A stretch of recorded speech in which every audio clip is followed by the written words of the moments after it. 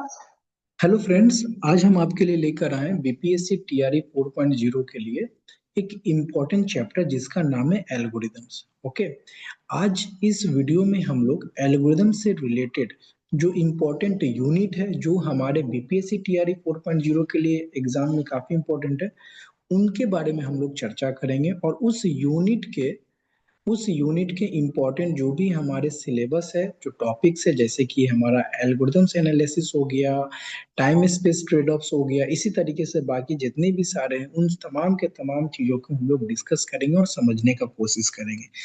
हमारा ज्यादा फोकस है कि इस टॉपिक को हम लोग क्लास में ही समझ जाए, और नेक्स्ट क्लास में हम लोग क्या करेंगे, इन टॉपिक्स का यूज करके हम लोग एमसीक्यू जितने भी सारे बनेंगे उन एमसीक्यू को हम लोग करेंगे। ठीक है, तो इस वीडियो में हम लोग थ्योरेटिकल कॉन्सेप्ट के बारे में हम लोग बात करने वाले। तो चलिए आज का क्लास एकदम बेसिक से स्टार्ट करते हैं, ताकि जिन बच्चों को एल्गोरिदम्स नहीं भी पता है वो भी समझ में आ जाए कि एल्गोरिदम्स होता क्या है। ठीक है, तो चलिए शुरू करते हैं। तो पहला है कि what is a algorithms. Algorithms क्या है भाई? तो एल्गोरिदम जो होता है वो an algorithms is a step by step set of instruction to solve a problems. किसको सॉल्व करता है? प्रॉब्लम को सॉल्व करता है। या फिर हमारा क्या होता है, टू और डू अ टास्क, या टास्क करता है। ठीक है, तो एल्गोरिदम जो होता है वो सेट ऑफ इंस्ट्रक्शन जो भी हमारा होगा उस इंस्ट्रक्शन का स्टेप बाय स्टेप प्रॉब्लम को सॉल्व करता है। ठीक है, यानी पहले इसको किया, इसको किया, इसको किया, ये सारे स्टेप बाय स्टेप काम करता है। तो और ये सेट ऑफ इंस्ट्रक्शन होता है जिसको हम लोग प्रोग्राम बोलते हैं। ठीक है ना, तो उन प्रॉब्लम को वो सॉल्व करता है। हम लोग ऐसे भी कर सकते हैं, an algorithms is step by step programme.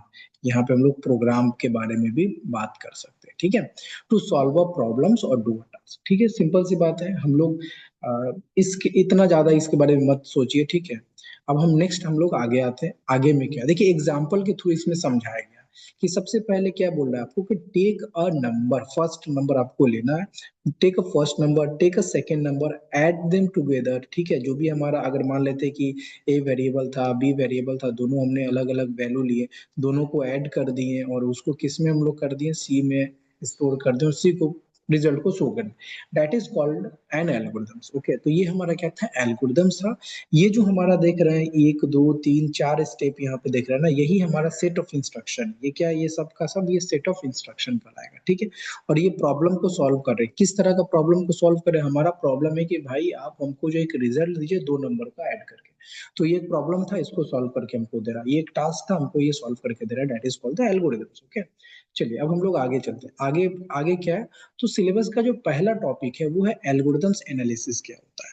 देखिए एल्गोरिथम्स एनालिसिस का यहाँ पे क्या कर रहा है कि we analyze an algorithms to understand. यहाँ पे ये कहना चाह रहा है कि आप जैसे कि देख रहे हैं, देखने के लिए किया जाता है कि जो भी हमारे पास एल्गोरिथम्स होते हैं, किसी को कोई भी एल्गोरिथम्स को, मतलब कि कोई भी प्रॉब्लम को सॉल्व करने के लिए, या तो उसमें टाइम का इंपॉर्टेंस रोल होता है, या फिर स्पेस का इंपॉर्टेंट रोल होता है। तो इस सिंपल वर्ड में हम लोग समझ सकते हैं कि कोई एल्गोरिदम्स कितनी फास्ट और कितनी मेमोरी यूज करता है, उसी को हम लोग क्या बोलेंगे, एल्गोरिदम्स एनालिसिस बोलेंगे। यानी ये कितना ये एल्गोरिदम जो है वो कितना फास्ट काम कर रहा है या कितना स्लो काम कर रहा है। ठीक है, अगर फास्ट की बात आएगा तो स्लो का ही बात आएगा। कितना स्पेस ले रहा है, स्पेस बोले तो मेमोरी, तो कितना ये मेमोरी ले रहा है, उसी को हम लोग क्या बोलेंगे। ये सब किसके थ्रू हमको पता चलता है? एनालाइज करके पता चलता है। एल्गोरिदम्स को एनालाइज करके पता चलता है कि भाई ये एल्गोरिदम जो है ये ज्यादा टाइम ले रहा है और ये एल्गोरिदम जो है ये कम टाइम ले रहा है। ठीक है, या फिर ये एल्गोरिदम जो है वो ज्यादा स्पेस ले रहा है और ये एल्गोरिदम जो है वो कम स्पेस ले रहा है। इसके थ्रू ही हम लोग पता करते हैं। That is called the algorithms analysis. Simple में अब समझ में आ गया। इसके दो फैक्टर होते हैं। दो फैक्टर कौन कौन सा होता है? पहला हमारा है कि टाइम कॉम्प्लेक्सिटी, और दूसरा हमारा है कि हमारा स्पेस कॉम्प्लेक्सिटी होता है। ठीक है, अब टाइम कॉम्प्लेक्सिटी का मतलब क्या होता है? टाइम कॉम्प्लेक्सिटी का मतलब यही होता है कि एल्गोरिदम्स को पूरा करने में लगा जो भी टाइम लगेगा उसको हम लोग क्या बोलेंगे, टाइम कॉम्प्लेक्सिटी बोलेंगे। और जो स्पेस कॉम्प्लेक्सिटी का मतलब होता है कि एल्गोरिदम्स को चलाने के लिए या फिर रन करने में जितना भी मेमोरी का यूज हो रहा है उसको हम लोग क्या बोलेंगे, स्पेस कॉम्प्लेक्सिटी बोलेंगे। ठीक है, यहाँ पे आप देख भी सकते हैं how much memory use it. यहाँ पे टाइम के बारे में बात हो रहा है, यहाँ पे मेमोरी के बारे में बात हो रहा है। अब इसको एक सिंपल तरीके से समझने का कोशिश करते हैं। देखिए पहले के टाइम पे अगर आप मोबाइल यूज करते होंगे घर में होगा, तो आप लोग देखे होंगे पहले के टाइम में मोबाइल का जो बैटरी का साइज होता था वो ज्यादा होता था, यानी स्पेस भी ज्यादा लेता था, और इसको चार्ज करने में जो टाइम लगता था, इसको चार्ज करने में जो टाइम लगता था वो टाइम भी काफी ज्यादा लगता था। ठीक है, 6 घंटा, 8 घंटा, 10 घंटा ऐसे चार्ज करने में टाइम लगता था। तो वो क्या होता था ना कि अब अभी के टाइम के जो मोबाइल है, अब देखिएगा तो वो क्या हुआ है कि बैटरी काफी छोटा हो गया है और टाइम भी काफी कम लेता है। ठीक है, टाइम भी काफी कम ले रहा है, तो आपका स्पेस में भी ये क्या किया कि ये कम हो गया। ठीक है, और साथ ही साथ इसका टाइम भी क्या हो गया कि इसका मतलब कि कम हो गया चार्ज करने में।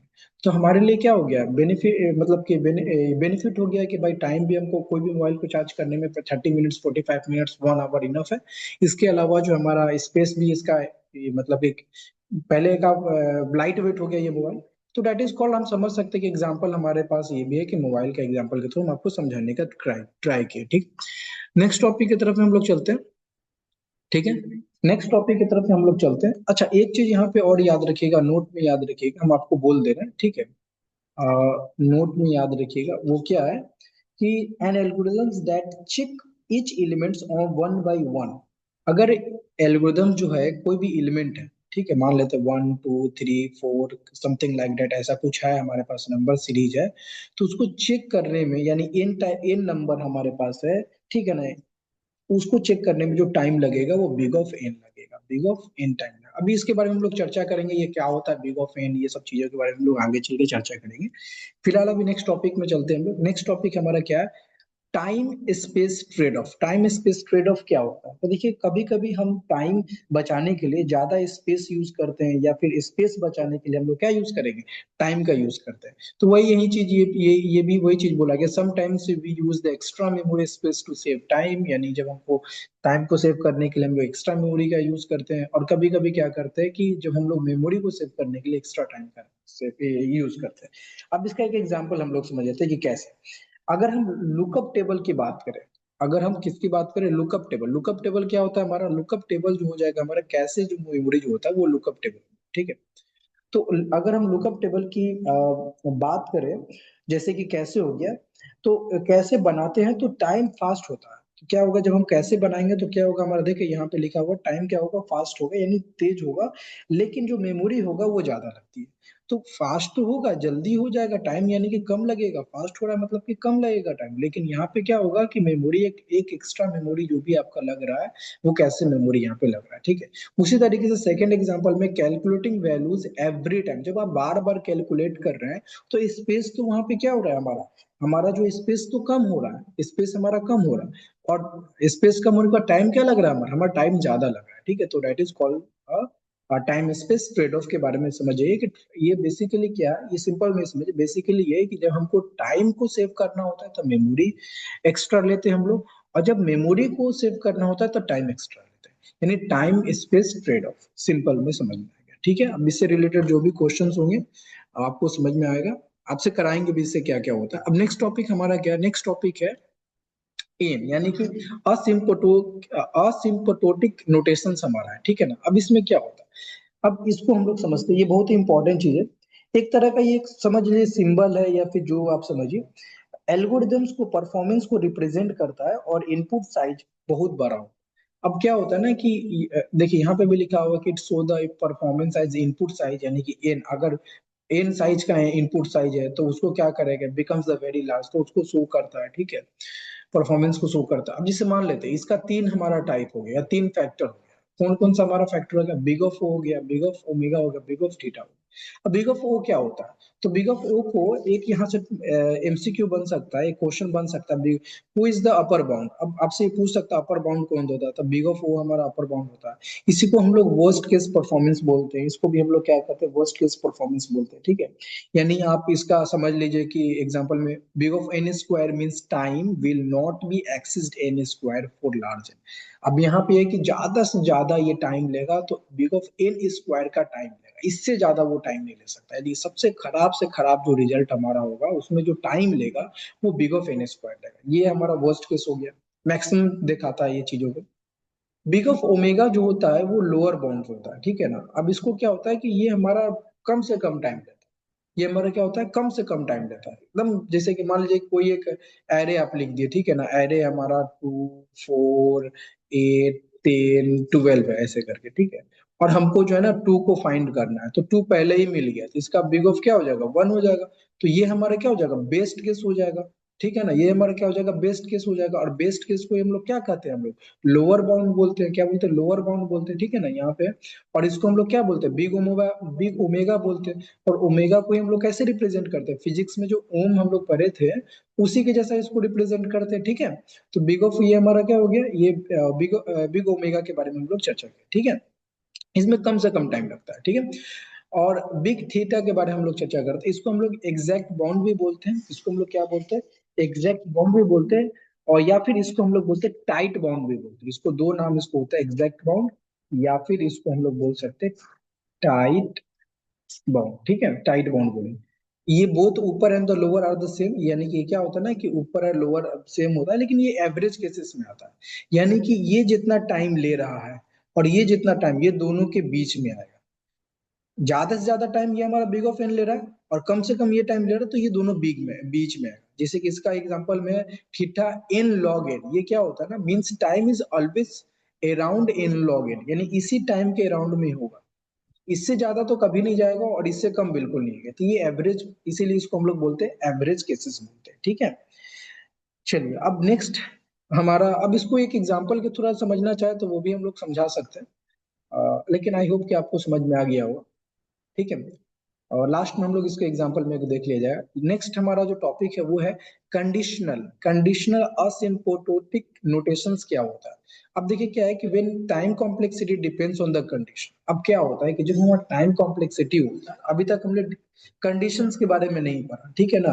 अभी जो हमने आपको जो ऊपर में जो दिया था यहाँ पे, ये हमारा सॉर्टेड एरे था। क्या था ये हमारा सॉर्टेड एरिया था।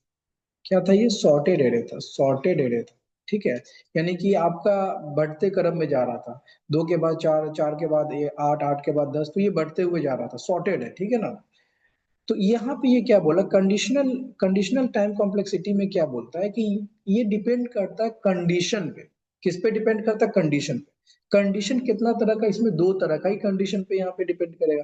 कि अगर इनपुट हमारा सॉर्टेड है, जैसे कि हमने ऊपर में बात किया, ठीक है, ऊपर में जो बात किया, और अगर इनपुट हमारा रैंडम है, यानी कि कोई जो है वो यूजर जो है वो 2 लिया, फिर 8 ले लिया, फिर 4 ले लिया, फिर 16 ले लिया, फिर हमारा 1 ले लिया, तो ये रैंडम हो गया। तो दोनों का जो टाइम कॉम्प्लेक्सिटी होगा वो डिफरेंट होगा, वो अलग अलग होगा, वो एक जैसा नहीं होगा, ठीक है।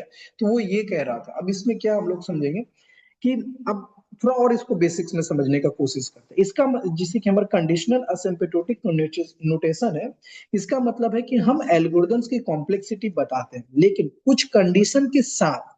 मतलब कि यानी हम ऐसे समझ सकते हैं कि एल्गोरिथम्स की टाइम कॉम्प्लेक्सिटी डिपेंड करती है इनपुट कैसा है, ठीक है। जैसे कि इनपुट कैसा है हमारा, अगर इनपुट सॉर्टेड है तो उसका जो टाइम कॉम्प्लेक्सिटी होगा वो डिफरेंट होगा, और अगर इनपुट हमारा रैंडम है तो उसका टाइम कॉम्प्लेक्सिटी डिफरेंट होगा, जैसा कि हमने आपको पहले बोला, ठीक है। अब इसका एग्जाम्पल हम लोग समझते हैं, ठीक है। एग्जाम्पल में हम लोग समझते हैं, एग्जाम्पल में समझने का कोशिश करते हैं, ठीक है। सिंपल एग्जांपल है, जैसे मान लीजिए कि आपके पास एक एल्गोरिदम्स है जो किसी एरे को सर्च करता है, ठीक है। मान लेते हैं, चलिए भैया, किसी एरे को सर्च कर रहा है, यानी कि 2 4 6 8 10, ठीक है। ये हमारे पास एक एरे का है फॉर्म में, मान लेते हैं। आपको क्या कर रहा है कि किसी एरे को सर्च कर रहा है, ठीक है।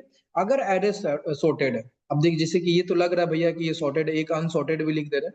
चलिए यहाँ पे अनसॉर्टेड ही है, यहाँ पे क्या है, अनसॉर्टेड है, ठीक है। यहाँ पे हमारा अनसॉर्टेड है, ये कंडीशन 1 हो गया और ये कंडीशन 2, ठीक है। तो अगर हमारा एरे सॉर्टेड है तो उस कंडीशन में हमारा क्या होगा कि हमारा जो भी हम फाइंड करें कोई भी नंबर, वो इजीली फाइंड हो जाएगा, वो इजीली मिल जाएगा। सपोज दैट कि हम 2 नंबर फाइंड कर रहे हैं, ठीक है।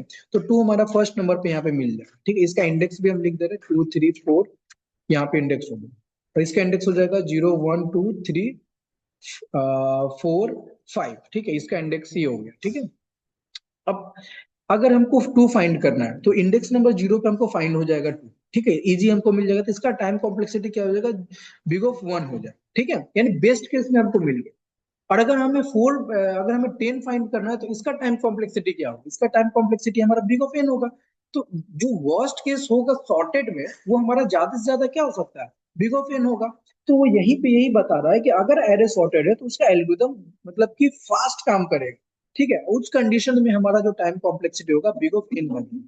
ठीक है, बिग ऑफ एन लगेगा, तो ये हमारा कंडीशन समझ में आ गया। अगर सेकंड नंबर है जो कंडीशन है, सेकंड नंबर कंडीशन क्या बोल रहा है कि अगर हमारा एरे सॉर्टेड नहीं, जैसे कि आप देख सकते हैं कि इंडेक्स नंबर 0 पे 2 वैल्यू, इंडेक्स नंबर 1 पे हमारा 8 वैल्यू, इंडेक्स नंबर 2 पे हमारा 4 है, 3 पे 1 है, 6 पे हमारा 4 है, फिर 5 पे हमारा, यहाँ पे मान लेते हैं 11 ले लेते हैं। ठीक है, तो ये 11 है, तो सॉर्टेड तो बिल्कुल नहीं है। तो उस कंडीशन में हमारा क्या होगा ना कि हमारा जो जो वर्स्ट केस होगा, यहाँ पे वर्स्ट केस जो होगा या टाइम कॉम्प्लेक्सिटी जो होगा वो बिग ऑफ एन स्क्वायर हो जाएगा। क्या हो जाएगा हमारा, sorry, big of n log n हो जाएगा, big of n log n हो जाएगा, या फिर हमारा बिग ऑफ एन स्क्वायर हो, या फिर हमारा बिग ऑफ एन स्क्वायर। तो दो कंडीशन यहाँ पे बनता है, या तो हमारा वर्स्ट केस में आएगा, ठीक है, या तो हम लास्ट में एकदम फाइंड करना चाह रहे हैं तो उसके कंडीशन में हमारा वैल्यू अलग आएगा, या फिर बीच में अगर कोई वैल्यू कर रहे हैं तो उसके कंडीशन में अलग है। लेकिन हमारा n big of n square और एन लॉग एन के बीच में ही जो भी आएगा टाइम कॉम्प्लेक्सिटी यही है।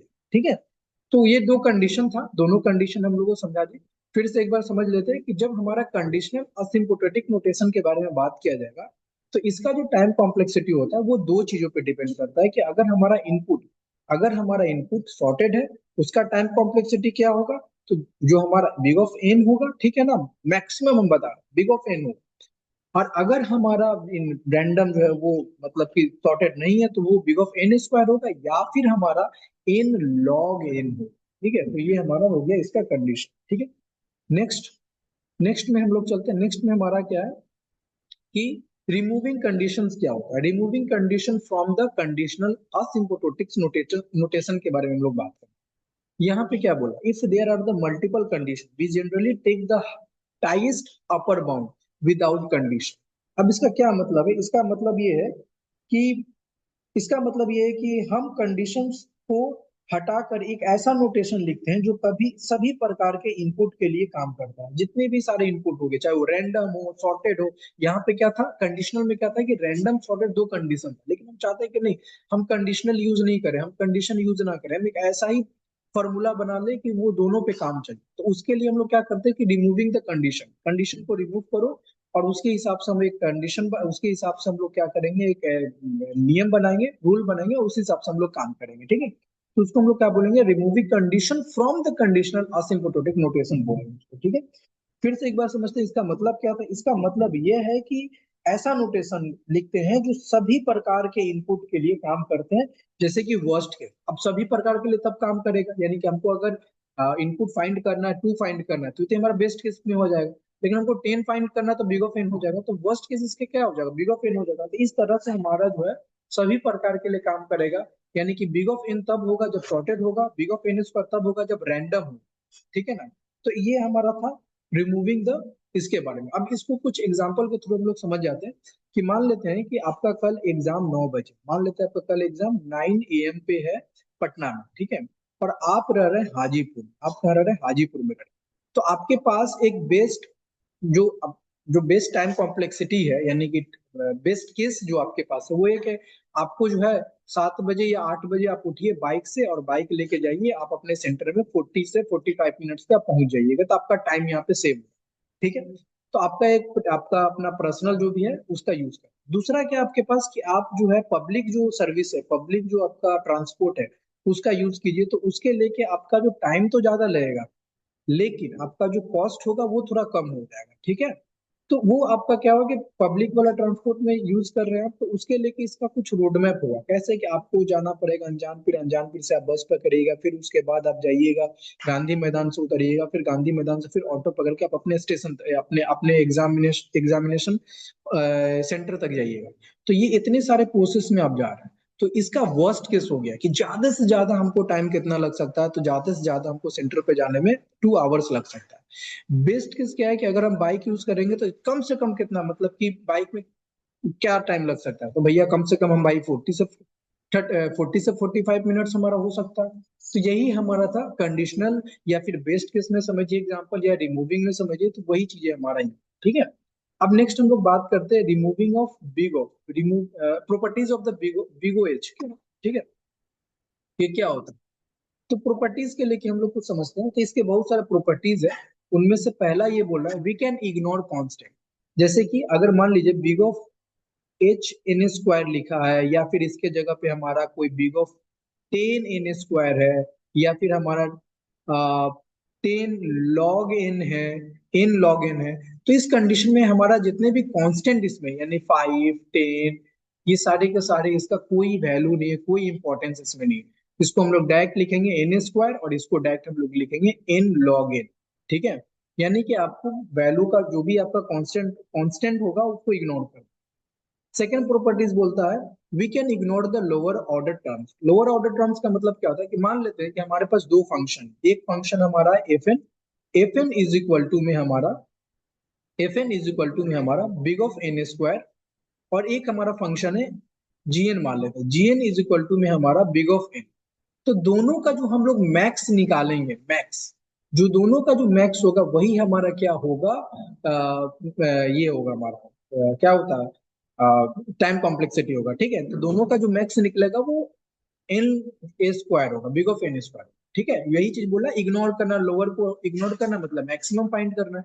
ठीक है, सेक थर्ड प्रॉपर्टीज क्या बोला, इफ फंक्शन जो हमारा है g n and the g n is equal to मोएज दे। अब देखिए क्या बोला, आपका फंक्शन दे दिया गया है भैया, बिग ऑफ एन दे दिया गया, और एन का जो वैल्यू है वो हमारा एन स्क्वायर है। तो उस कंडीशन में हमारा जो एफ एन का जो वैल्यू हो जाएगा वो हमारा क्या हो जाएगा, उस कंडीशन में एफ एन का वैल्यू हमारा हो जाएगा बिग ऑफ एन स्क्वायर हो जाएगा। ठीक है, तो ये यही चीज हमारा थर्ड में बोल रहा था। फोर्थ में क्या बोल रहा है, व्हेन एडिंग टू कॉम्प्लेक्सिटी, जब हम लोग दो कॉम्प्लेक्सिटी का यूज करते हैं तो उस कंडीशन में, ये हमारा जो था फर्स्ट वाला, आप समझ जाइए, फर्स्ट वाला जो बताया था वो समझ लीजिए।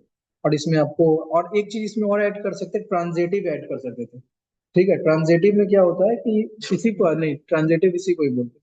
ठीक है, तो आज के वीडियो में हम लोग बात की है, आज के वीडियो में हम लोग बात की है कि व्हाट इज एल्गोरिदम्स, एल्गोरिदम्स क्या होता है, उसके बारे में हम लोग एग्जांपल में भी देखें कि एल्गोरिदम्स हमारा जो होता है वो step by step set of instruction होता है to solve a problems of the doer task. ठीक, किसी भी टास्क को और किसी भी प्रॉब्लम को सॉल्व करने के लिए जो सेट ऑफ इंस्ट्रक्शन लिखते हैं उसको हम लोग स्टेप बाय स्टेप सॉल्व करते हैं। ठीक है, इसके अलावा हम लोगों ने एल्गोरिथम्स एनालिसिस के बारे में समझा कि किसी भी प्रॉब्लम्स को सॉल्व करने के लिए या तो ज्यादा टाइम लगेगा या कम टाइम लगेगा, उसके बारे में हम लोग बात की। इसके दो फैक्टर होते हैं, टाइम कॉम्प्लेक्सिटी, स्पेस कॉम्प्लेक्सिटी के बारे में बात की है। उसके बाद हम लोगों ने बात किया है क्या चीज की, टाइम स्पेस ट्रेड ऑफ क्या होता है, कि कभी कभी हम लोग क्या करते हैं कि हम लोग एक्स्ट्रा मेमोरी यूज करते हैं टाइम को सेव करने के लिए, हमारे लिए टाइम इंपॉर्टेंट है तो सेव करेंगे टाइम को और एक्स्ट्रा मेमोरी यूज करेंगे। और कभी कभी हम लोग मेमोरी का यूज ज्यादा, मेमोरी को सेव करते हैं, टाइम का ज्यादा इस्तेमाल करते हैं। ये डिपेंड ऑन द जो हमारे कंडीशन होते हैं उसके हिसाब से हम लोग काम करते हैं। इसके एग्जाम्पल भी हम आपको बताते हैं कि यूजिंग अ लुकअप जो होता है, यानी कैसे मेमोरी जो होता है, जब उस कंडीशन में हमारा क्या होता है कि स्पेस ज्यादा लेता है लेकिन हमारा टाइम कम होता है। ठीक है, फास्ट होता है। कैलकुलेटिंग के टाइम में क्या होता है कि स्पेस हमारा कम होता है लेकिन हमारा टाइम जो होता है वो स्लो हो जाता है, यानी कि ज्यादा। इसी तरीके से असिम्प्टोटिक नोटेशंस के बारे में हम लोग समझे कि इसके तीन फैक्टर होते हैं, बिग ऑफ हो गया, ओमेगा हो गया और थीटा हो गया। अपर बाउंड बिग को बोला जाता है, ओमेगा को हम लोग लोअर बाउंड बोलते हैं, और बिग ऑफ थीटा को हम लोग क्या बोलते हैं, हम लोग टाइट बाउंड या फिर एग्जैक्ट बाउंड बोलते हैं। इसको हम लोग एवरेज बाउंड भी बोलते हैं, और बिग ऑफ ओमेगा को हम लोग क्या बोलते हैं, बेस्ट केस बोलते हैं हम लोग, और इसको बिग ऑफ को हम लोग क्या बोलते हैं, वर्स्ट केस बोलते हैं। ठीक है, इसके एग्जाम्पल भी हम लोगों ने देखा, कंडीशनल असिम्प्टोटिक्स भी पता है कि जो हमारा इनपुट जो होगा, इनपुट के कंडीशन पे हमारा टाइम कॉम्प्लेक्सिटी डिपेंड करता है। बिग ऑफ एन जब सॉर्टेड होगा, और बिग ऑफ एन स्क्वायर से लेके एन लॉग एन जो हमारा रैंडम होगा। ठीक है, रिमूविंग करेंगे, हमारे पास सिर्फ एक ही नियम होगा, और उस नियम के बेस पे हम लोग उस कंडीशंस को, उस प्रॉब्लम्स को सॉल्व करेंगे, और उसका टाइम कॉम्प्लेक्सिटी जो होगा वो हमारा बिग ऑफ एन स्क्वायर होगा। ठीक है, ये भी हम लोग बात करें। प्रॉपर्टीज बात किए, प्रॉपर्टीज में हम लोगों ने बात किया ट्रांजिटिव प्रॉपर्टीज के बारे में, समझा फंक्शन को कैसे जोड़ना या जोड़ा जाता है उसके बारे में हम लोग समझे, कांस्टेंट को कैसे हटाया जाता है उसके बारे में हम लोग समझा। तो ये आज की वीडियो में इतना ही।